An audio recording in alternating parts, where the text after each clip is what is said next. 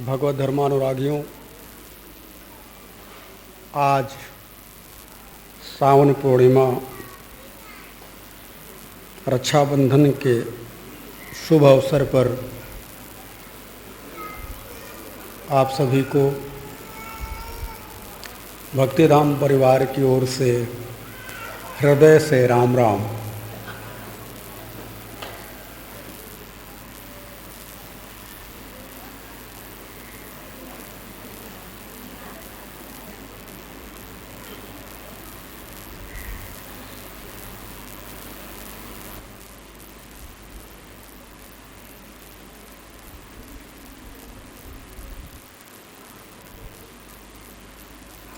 रक्षाबंधन का पर्व क्यों मनाया जाता है, इसके बारे में हमने कई बार आप सबसे चर्चा करी है, लेकिन आप हैं कि एक से सुनते हैं और दूसरे से निकाल देते हैं। आदत बन गई है आपकी।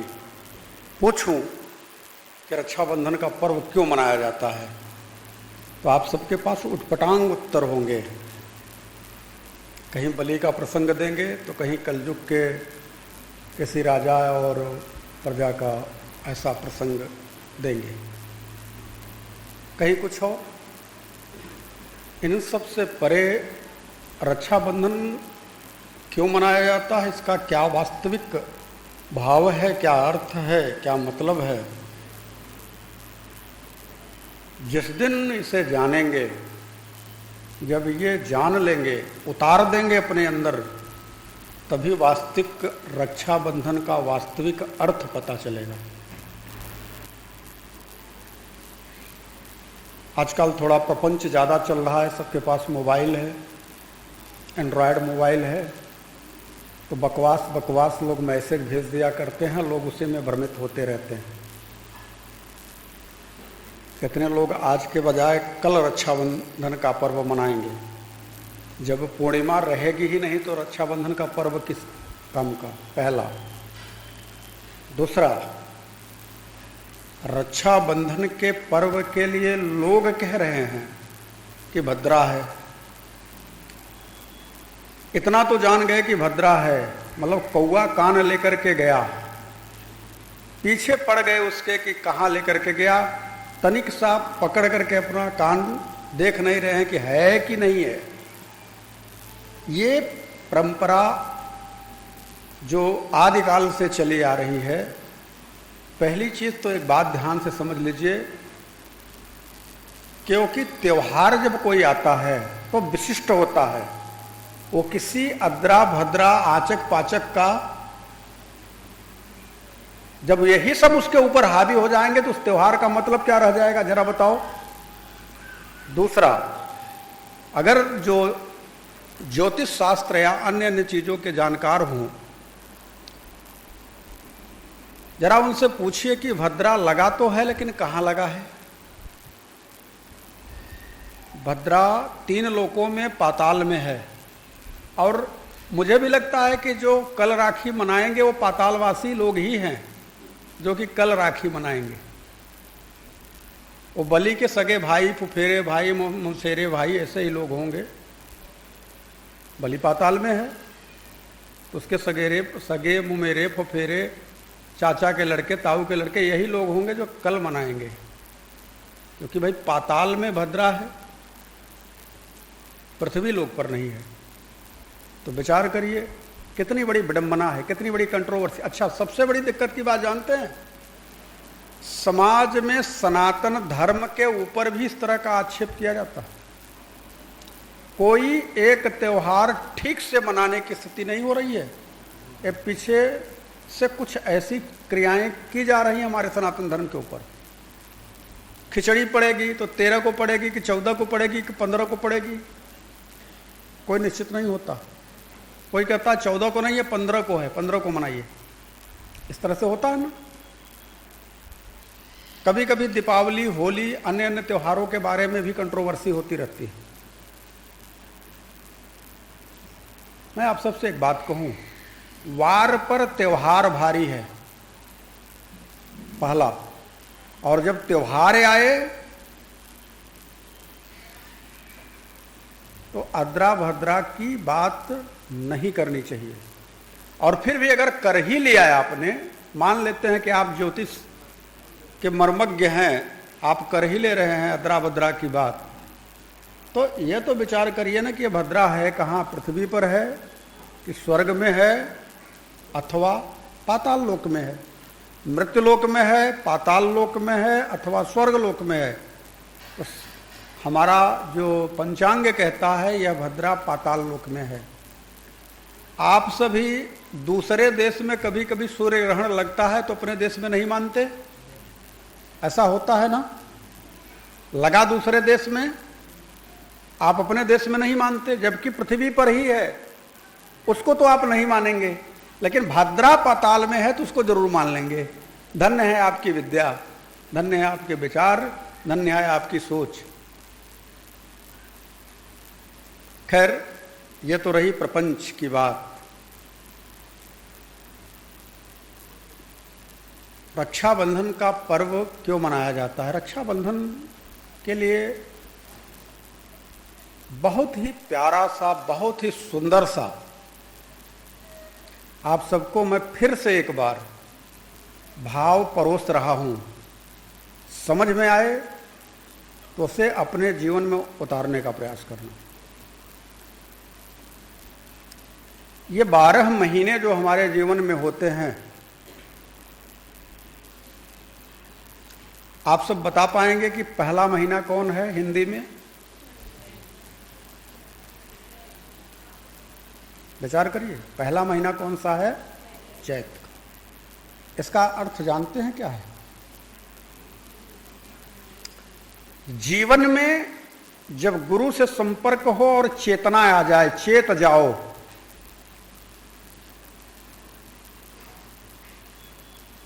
जब चेते तभी चैत, जब तक नहीं चेते तब तक चैत कैसा है? जब चेते तो चैत। और चेतना कब आएगी? जब तक आप चेते नहीं हैं तब तक पशु के समान हैं। ध्यान रखिएगा, जब तक आप चेते नहीं तब तक पशु के समान हैं। गोस्वामी तुलसीदास जी मानस में कहते हैं, रामचंद्र के भजन बिनु जो चह पद निर्वाण, ज्ञानवंत अपि सोपि नर, लेकिन पशु बिन पूछ विसान। जब तक चेते नहीं, चेतना का मतलब होता है कि प्रपंच से अपने आप को समेट करके परमात्मा की तरफ लगा देने की क्रियाविधि का नाम चेतना है। बात समझ में आ रही है? जब तक भूत भवानी डेढ़ व्यवहार अड़ोस पड़ोस करते रहोगे तब तक पशुवत रहोगे, और जब तक पशुवत रहोगे तब तक चेत नहीं पाओगे और आपके जीवन में चैतन्यता नहीं आएगी। और जब चैतन्यता जब तक नहीं आएगी तब तक चैत नहीं होगा, यानी तब तक आप चैत में नहीं आ सकते। यानी चैतन्यता नहीं है तो पशुवत हैं। इसलिए हमारे धर्मशास्त्रों में, हमारे हिंदी भाव को समझिए कि हिंदी में कितने अच्छे अच्छे महीनों के नाम रखे गए हैं। उसके पीछे का लॉजिक देखिए कि सबसे पहला महीना कौन सा है? चैत। चैत का मतलब कि जीवन में जब हम परमात्मा के लिए एकनिष्ठ होकर के कदम आगे बढ़ाने के लिए उद्यत हों, हमारे अंतःकरण में चेतना आए कि एको ब्रह्म द्वितीयो नास्ति, एक परमात्मा है, इसके अलावा कोई नहीं है। हमारे अंतःकरण में यह चेतना आए, गीता में भगवान खुद स्वयं अर्जुन से कहते हैं, अर्जुन एपि अन्य देवता भक्त्या यजन्ते श्रद्धान्विता तेपि मामेव कौन्तेय यजंत अविधि पूर्वकम। यद्यपि लोग अन्य अन्य देवी देवताओं की पूजा करते हैं तथापि वो मेरी ही पूजा करते हैं, लेकिन यजंत अविधि पूर्वकम, वो विधि पूर्वक नहीं है, यानी उनकी पूजा मुझे मिलने वाली नहीं है। यानी जब तक भटकाव है तब तक चेतना नहीं है, और जब चेतना आई तो चेत गए, तो चेत गए तो चैत हुआ। समझ में आया? और जब तक भटकाव है तब तक अंधकार में है। इसलिए धर्मशास्त्रों के अनुसार हमारे 12 महीने जो हैं, पहला महीना चैत का है। चैत मतलब अब हम चेत लिखे। अच्छा, जब चेतोगे तो क्या होगा?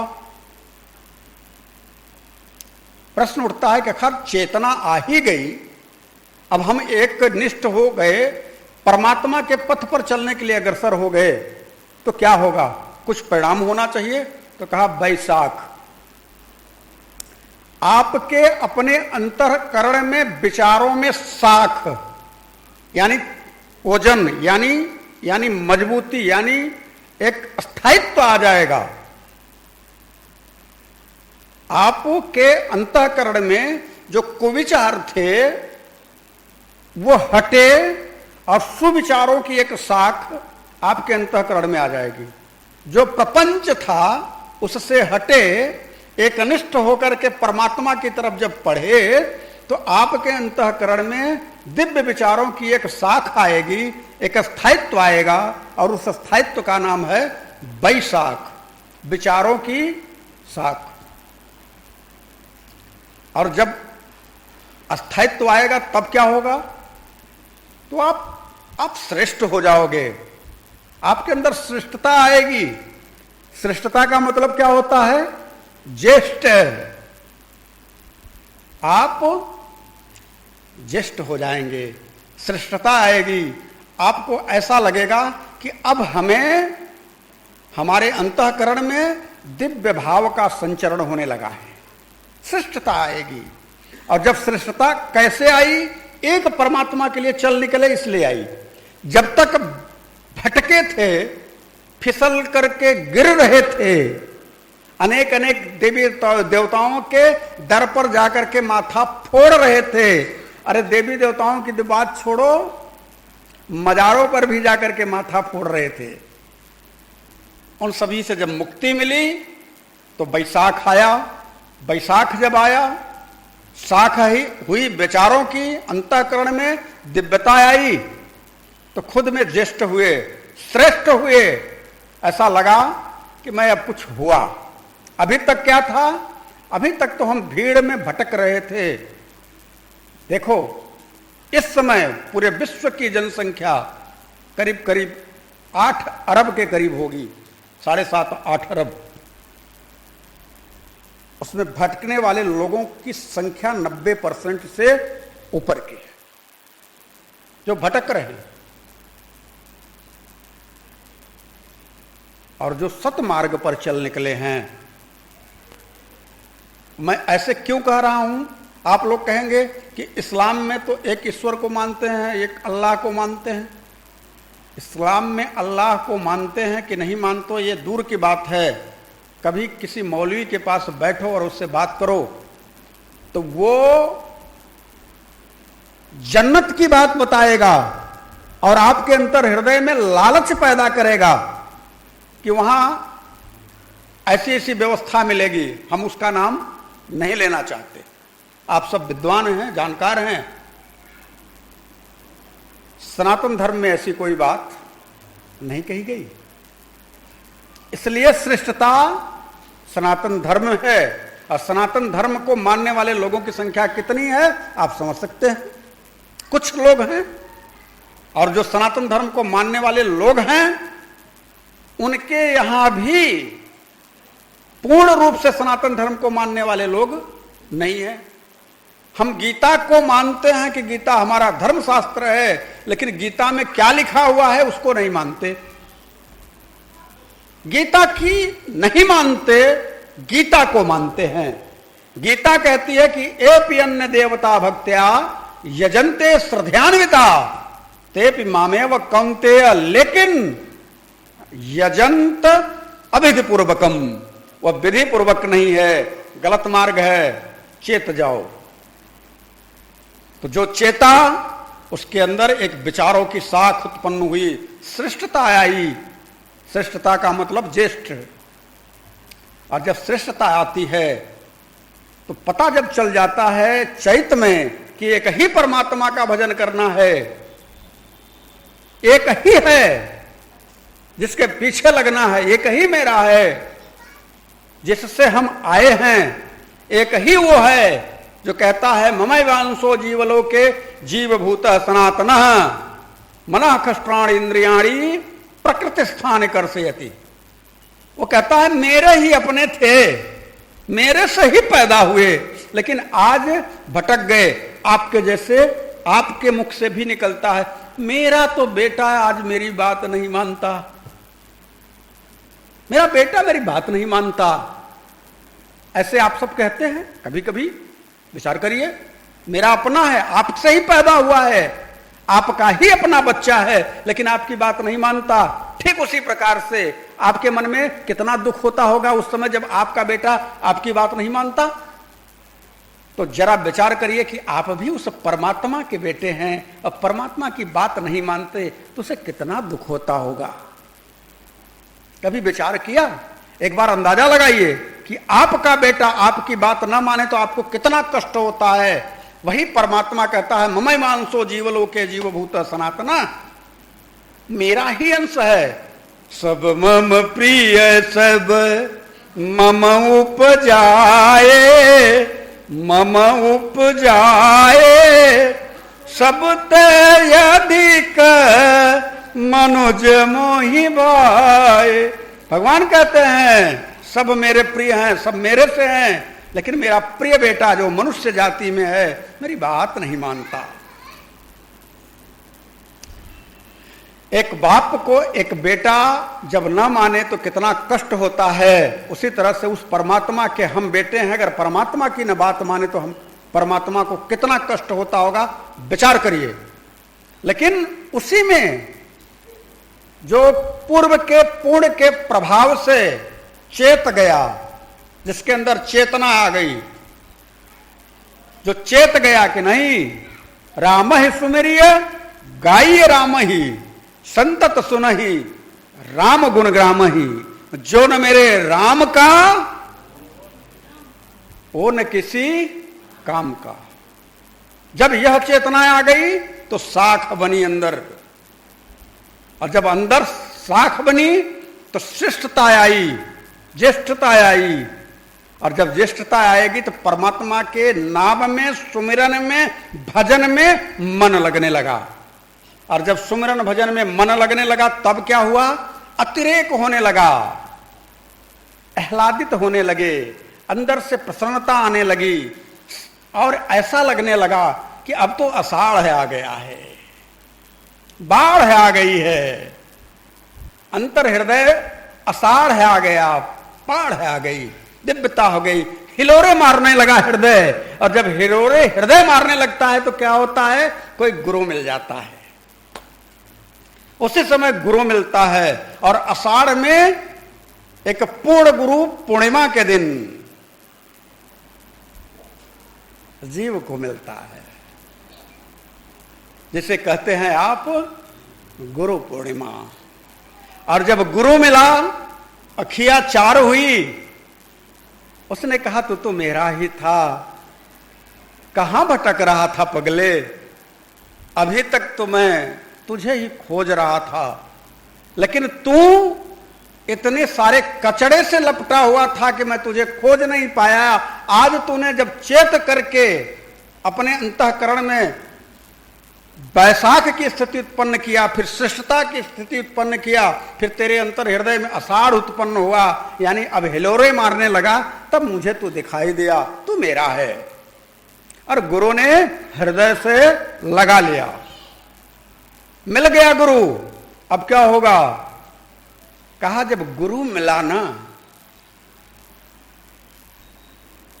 तो प्यास बढ़ी, गुरु मिला प्यास बढ़ गई, हृदय में सामन उमड़ने लगा।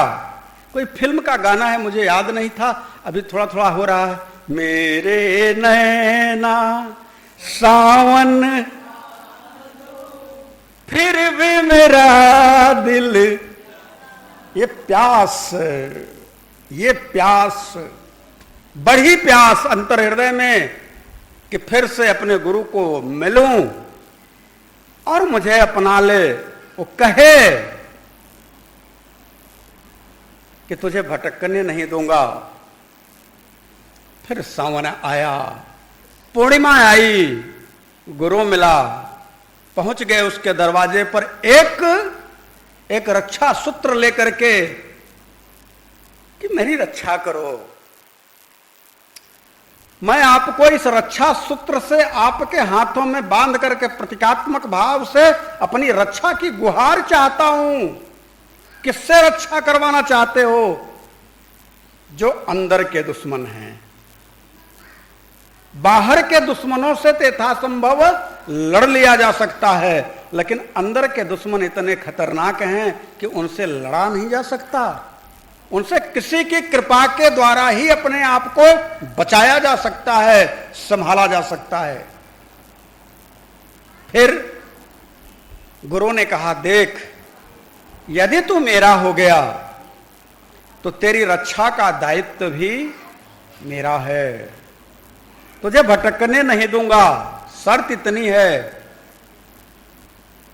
कि तू मुझे छोड़ करके अन्यत्र कहीं जाने का प्रयास ना करना। कम से कम 12 महीने में जो पूर्णिमा आती है उस पर तो एक बार आकर के मिल लेना काफी है। और जीव को गुरु ने आज के दिन अपने हाथों से उसकी कलाई में एक रक्षा सूत्र बांध करके कहा, तू मेरा है, मेरे राम का है। ध्यान रख, तेरे अंतःकरण के शत्रु तुझे प्रभावित नहीं करेंगे। लेकिन ध्यान रहे, चलते फिरते, उठते बैठते, खाते पीते, सोते जागते, नहाते धोते राम।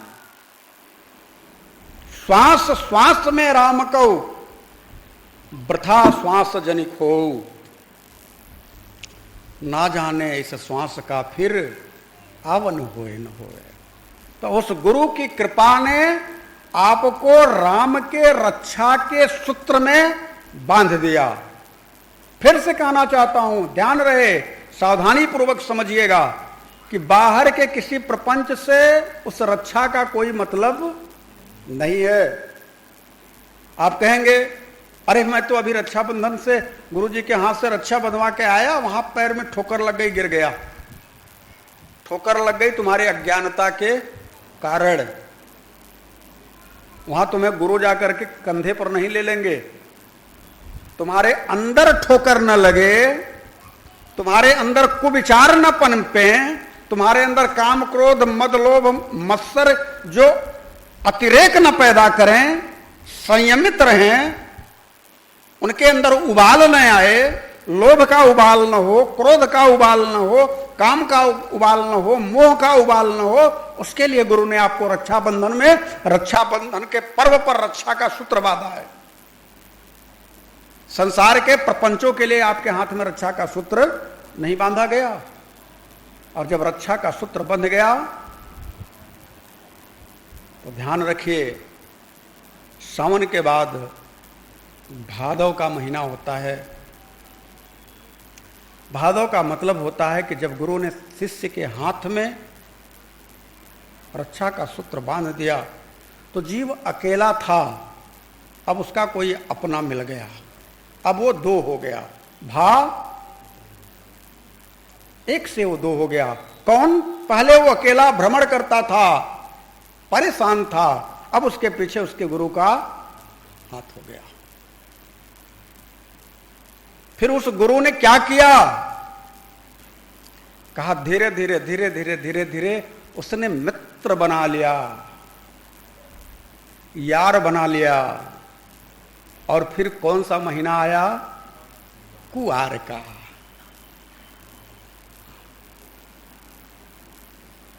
विचार करिएगा, ये जो 12 महीने हैं कितने दिव्य हैं।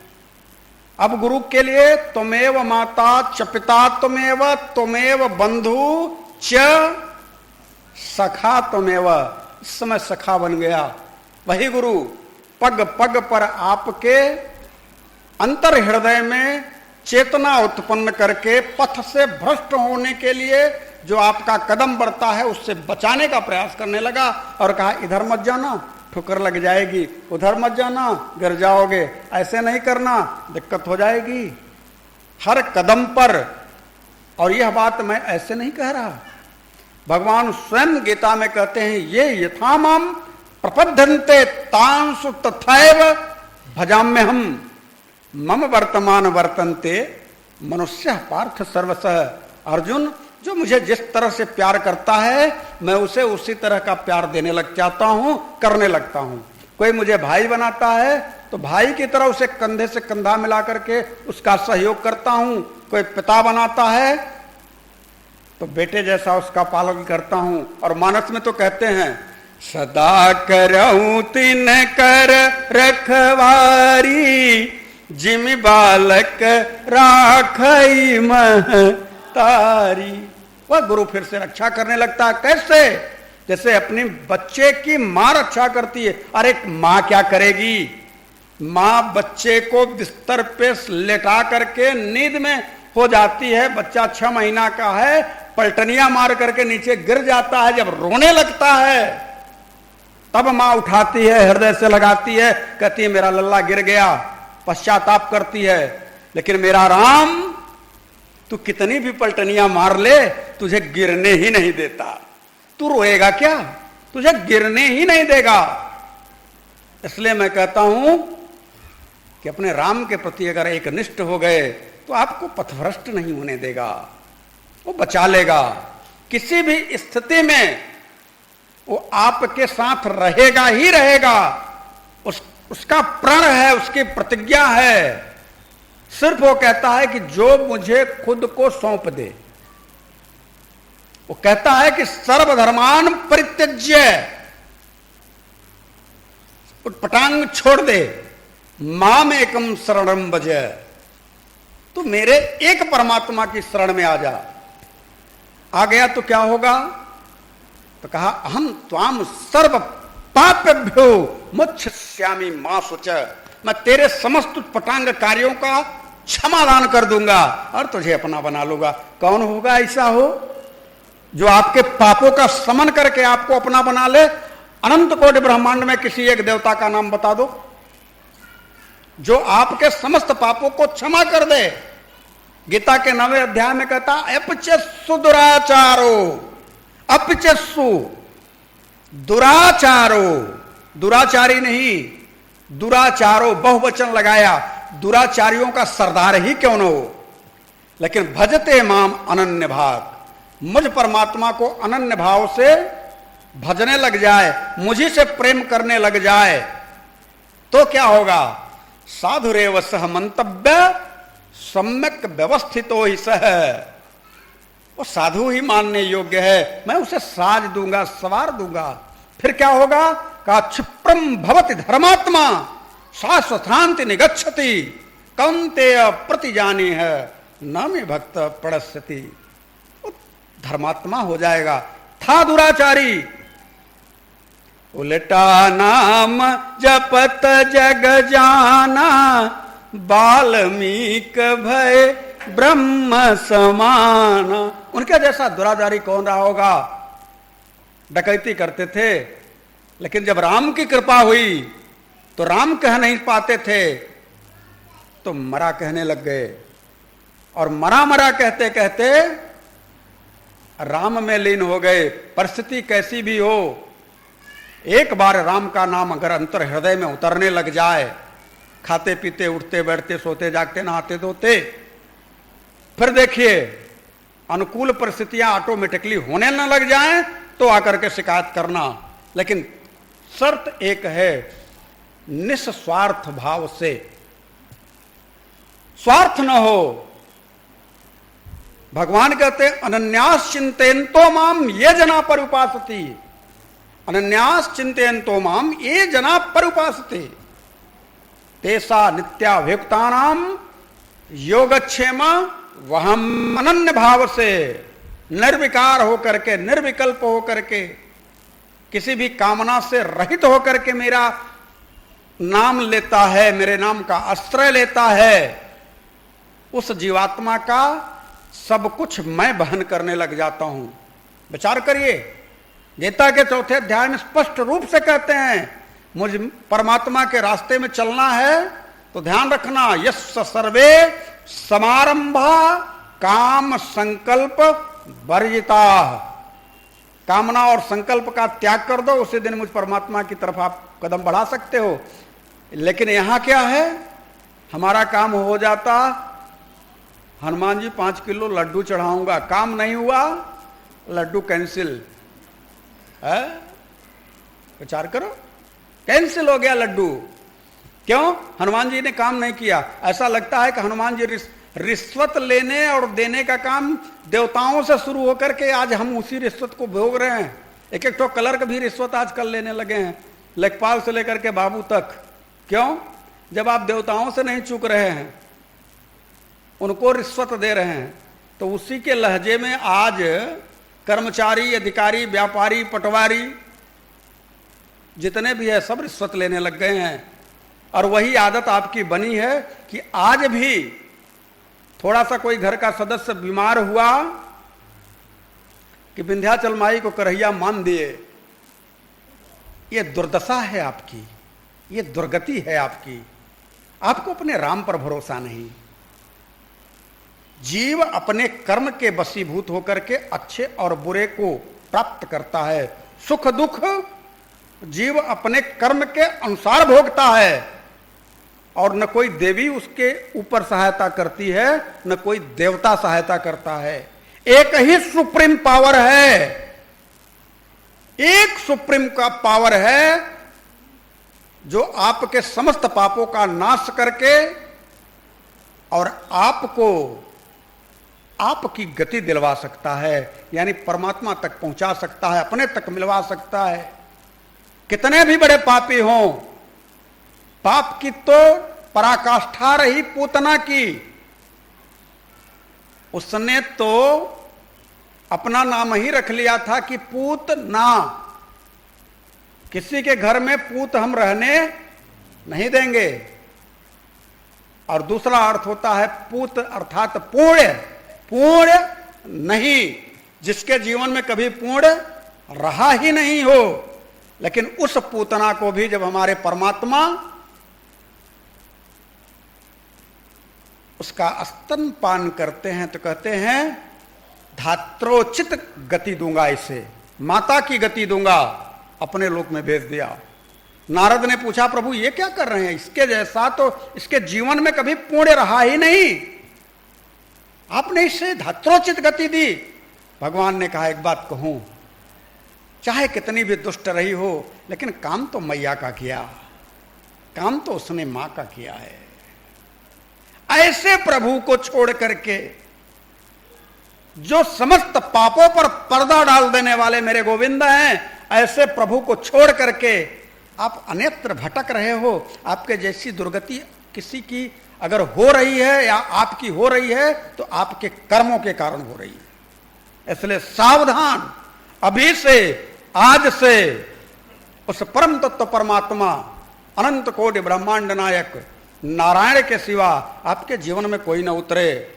इसलिए चलते फिरते बस गुनगुनाओ, श्री राम जय राम जय जय राम, श्री राम जय राम जय जय राम, श्री राम जय राम जय जय राम, श्री राम जय राम जय जय राम। गाड़ी चलाओ, वाहन पर बैठो, सभी लोग लगभग 2 पहिया 4 पहिया चलाने वाले लोग हैं यहां बैठे हुए। गाड़ी पर बैठो, वाहन चलाओ, और वाहन चलाते समय धुन अपने मन में यही गुनगुनाओ। फिर देखो मंजिल कैसे मिल जाएगी आपको पता भी नहीं चलेगा। और अगर नहीं गुनगुनाओगे तो क्या होगा, विश्वास करो, रास्ते में इतना जाम मिलेगा, इतनी दुर्गति होगी खिंच जाओगे, गंतव्य तक पहुंचते पहुंचते ये लगेगा इससे अच्छा नहीं आए होते तो ठीक था। लेकिन अगर राम की धुन अपने अंतर हृदय में चल रही है तो जाम भी लगा हुआ है तो आपको पता नहीं चलेगा। क्यों? क्योंकि आपकी मस्ती है क्या?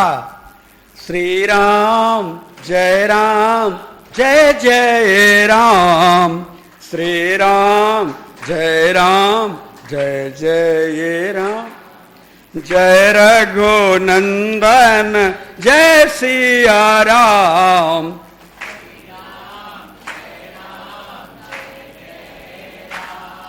जय रघुनंदन जय सिया राम, रघुपति राघव राजा राम, श्री राम जय राम।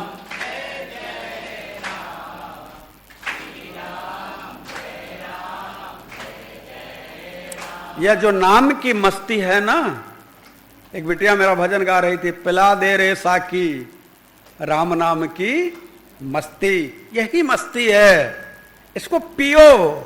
दिक्कत किस बात की है कि पीना तो सिर्फ तूने मुख से सीखा है, एक बार कान से पी करके तो देखो, एक बार कान से पी करके देखो, एक बार गुनगुनाओ और जो आवाज निकले वो आपका कान उसे पिए। और कितनी बार पिए? कहा मुहुर्मुहु बारंबार, रसिका भुई भाविका। कौन कौन पिए? कहा रसिक पिए और भावुक लोग पिए। बाकी के लोगों के लिए नहीं प्याऊ खुला है क्या? खाली रसिक पिए और भाव वाले पिए, बाकी के लोग कहां जाएं? तो कहा भाई प्याऊ तो सबके लिए सुलभ है, प्याऊ सबके लिए सुलभ है, लेकिन शर्त क्या है कि रसिक और भावुक जो हैं प्यास उन्हीं को लगी है, बाकी लोगों को प्यास नहीं लगी है। अब विचार करिए, आपने कहीं पौसरा लगवा दिया, आपने वहां आदमी बैठा दिया, कोई आदमी गुजरे, उस आदमी ने कहा आपके कि भैया बाबूजी पानी पी लीजिए, ठंडा ठंडा पानी है, बहुत अच्छा पानी है, सादा पानी है, पानी पी लीजिए, हम पौसरा चला रहे हैं, यहां बैठे हैं, आप पानी पी लीजिए।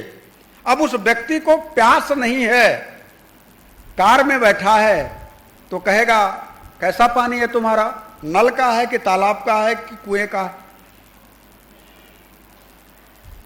बाबूजी हैंडपंप का पानी है, शुद्ध पानी है। अच्छा, उसमें बालू वालू तो नहीं है? अरे नहीं बाबूजी बालू नहीं है। अच्छा ठंडा है कि गर्म है? अरे बाबूजी बिल्कुल ठंडा है। अरे ज्यादा ठंडा तो नहीं हो, गला खराब हो जाए। ये प्रश्न क्यों हो रहे हैं? क्योंकि प्यास नहीं है, क्योंकि प्यास नहीं है। अब थोड़ा उल्टा सोचो, जा रहे हो रेगिस्तान में, तपन है, जिह्वा तालू से चिपक रही है, अब मुंह में लार भी नहीं रह गया, अब मर जाएंगे कि तब की स्थिति है। और कोई व्यक्ति बहुत गंदा सा और गंदे से बर्तन में पानी लेकर के आ रहा हो और आपने उसे देख लिया, अगर वो यह कह दे कि पानी है, पियोगे क्या? तो पूछोगे ठंडा है कि गर्म है कि कुएं का है कि तालाब का है कि आरओ का है कि सियारो का है? कुछ पूछोगे? तौड़ करके पानी पियोगे। क्यों? क्योंकि प्यास लगी है। इसलिए रसिक और भाविक जो हैं वही प्यासे हैं। उन्हीं रसिकों और भाविकों के लिए परमात्मा कहते हैं कि ये जो रसिक हैं और भाविक हैं, जब यह नाम का गुणगान करते हैं, नाम और गुनगुनाते हैं और आत्मसमर्पण करके गुनगुनाते हैं, स्वयं को मुझे सौंप करके गुनगुनाते हैं, तो विश्वास करिए नारद, मैं बैकुंठ छोड़ करके उनके पास, उनके बगल में आकर बैठ जाता हूं और उनके भाव को पा करके अपने को तृप्त करता हूं। स्वयं भगवान कहते हैं ना हम बसामि बैकुंठे योगिनाम हृदय न च। फिर कहाँ रहते हो प्रभु? मद भक्त्वा यत्र गायंती तत्र तिष्ठामि नारद है। मेरे भक्त, मेरे भाविक, मेरे जिज्ञासु, मेरे पिपासु, मेरे अपने अंतरंग जहां मेरे नाम की धुन गुनगुनाते हैं वही मैं आकर के बैठ जाता हूं। कौन है वो लोग? वही जो चेत गए हैं, जिनकी चेतना जागृत हो गई है, जो प्रपंचों से दूर हट करके मुझ परमात्मा के साथ तद्रूप हो गए हैं। अनन्य चेता सततम, जो सतत्य मेरा स्मरण करते। अनन्य चेता सततम यो मा स्मरति नित्य सह तस्याहम सुलभ पार्थ नित्य युक्त योगिनः। आप विचार करो, एक बार अपने मन के अंतराल से प्रपंचों को निकाल करके कुछ देर के लिए, 1 ही घंटे के लिए, मैं तो कहता हूं 15 मिनट के लिए खुद को गोविंद को सौंप दो और कहो, हे गोविंद, हे माधव, हे मुरलीधर, हे मेरे राघव, मैं आपका ही हूं प्रभु। अज्ञानता के कारण भटक गया था, मैं आपका ही हूं प्रभु। हे नाथ, मैं तो मानव स्वभाव में हूं। हे नारायण, मैं गलतियां कर सकता हूं, लेकिन गलतियों को क्षमा करना तो आपका काम है प्रभु। मैंने सुना है अजामिल के गलतियों को क्षमा किया। मैंने सुना है कि जितने भी पतित हुए उन्हें आपने तारा। क्या मैं पूतना के जैसा पापी हूं? क्या मैं अघासुर बकासुर के द्वारा जैसा पापी हूं? अगर नाथ इतना पाप हमने नहीं किया तो एक बार मेरी ओर आपकी निगाहें क्यों नहीं उठती मेरे नाथ? मैं आपका ही हूं प्रभु, मैं आपका ही हूं प्रभु। मुझे नहीं भूलना नाथ, बस इतना सा कहो। और ऐसे कहो, अंदर से एक आंदोलन हो, अंदर से एक घर्षण हो, और उस घर्षण का प्रभाव क्या हो? उस घर्षण का प्रभाव यह हो कि आपके आंखों से आंसू के रूप में बाहर निकल आए। ऐसा लगे कि हमने कुछ कहा और उसने सुना। ऐसा न लगे कि हमने कहा और किसी ने नहीं सुना। इसलिए एक बात अपने अंतःकरण में अच्छी तरह से बैठा लो, अच्छी तरह से, कि बिना गोविंद की कृपा के यह जीवन व्यर्थ है। इसलिए इस व्यर्थ जीवन को सार्थक बनाना चाहते हो तो सिर्फ एक काम कर जाओ, चलते फिरते उठते बैठते खाते पीते सोते जागते यथासंभव अगर हो पाए तो श्वास पर श्वास में भी परमात्मा के नाम को ढाल दो। परिणाम क्या होगा? अरे वह आश्चर्य होगा जो अभी तक नहीं हुआ था।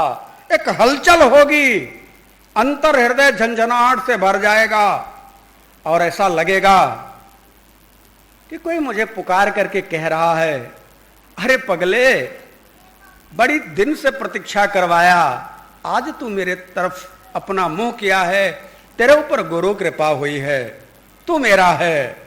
लेकिन ध्यान रहे, जब ऐसा अंतर मन में अनुभव उतरने लग जाए, ऐसा अंतर्मन कहने लग जाए, तो सावधान हो जाना, क्योंकि यही सर आवत अति कठिनाई। और बाबा तो मानस में उत्तरकांड में गरुड़ के कागभुसुंड के संवाद में कहते हैं कि छोटत ग्रंथि जानी खगराया, विघ्न अनेक करई तब माया, जब वह माया जान जाएगी कि आप उसके चंगुल से अब निकलने के लिए तैयारी कर रहे हो, लपेटे में लेने का प्रयास करेगी। इसलिए सावधान रहो। सावधानी कैसे करूं भाई? घर में चोर का डर हो तो थोड़ा जागना पड़ता है, और जो अंदर के चोर हैं, अगर आपको उनका डर है तो भी आपको जागना होगा। लेकिन संसार के चोरों से अपने आप को सुरक्षित करने के लिए, अपने धन को सुरक्षित करने के लिए सांसारिक नींद का त्याग करना होगा। लेकिन अंदर के चोरों से अगर अपनी रक्षा करना है तो दूसरे तरह का जागना है। जिस जागना को मैंने आपको बताया है उस तरह से आपको जागना होगा। कबीरदास जी कहते हैं, संतो जागत नींद न कीजो। जाग गए हो तो दोबारा अब नहीं सो जाना, यही जागना है। तो जागना किसे कहते हैं? जागना उसे कहते हैं कि जब जीवन के हर क्रियाकलाप में नाम जुड़ जाए और सतत चलने लग जाए। और कैसे चलने लग जाए कि आप चलाओ भी नहीं और चल जाए। उदाहरण के लिए मैंने आप सबसे कहा है कि अगर आप चाय पीने लगे हाथ में लेकर के, वो चाय क्या है? वो पदार्थ है। पदार्थ को आप अपने अंतर हृदय में उतारेंगे, अंतर में ले जाएंगे। लेकिन मैं कहना चाहता हूं, अगर जाग गए हैं तो उस पदार्थ का भोग लगा दीजिए। पदार्थ का भोग कैसे लगेगा? बस जैसे ही आपने चाय हाथ में लिया, राम बोल दो। शर्म आती है, लाज आती है तो धीरे से बोल दो, लेकिन बोल दो। बोलते ही वो जो चाय पदार्थ थी प्रसाद में परिवर्तित हो गया। और जब उसे आपने अंतर हृदय में उतारा तो जो चाय पदार्थ था वह प्रसाद हो गया। जो वस्त्र आभूषण आप पहनते हो, प्रभु को सौंप दो। सौंपने के बाद पहनो, फिर क्या होगा? वह भी प्रसाद हो जाएगा। और ये मैं नहीं कह रहा, बाबा भी कहते हैं मानस में, तुम ही निवेदित भोजन करही, तुम ही निवेदित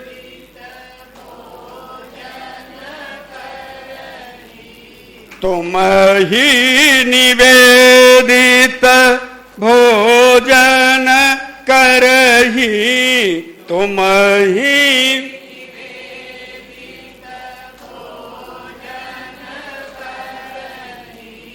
प्रभु प्रसाद पट भूषण धरही, प्रभु प्रसाद।